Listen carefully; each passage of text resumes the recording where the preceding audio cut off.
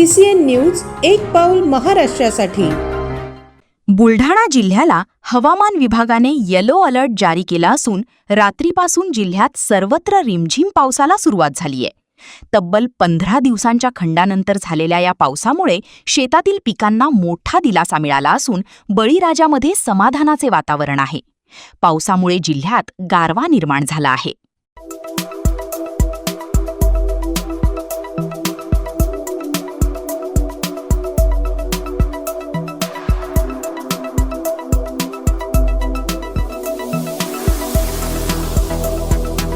तसेच आपल्या भागातील महत्त्वाच्या बातम्या पाहण्यासाठी CCN न्यूज डेस्क चॅनलला सबस्क्राइब करा आणि बेल आयकॉन प्रेस करा।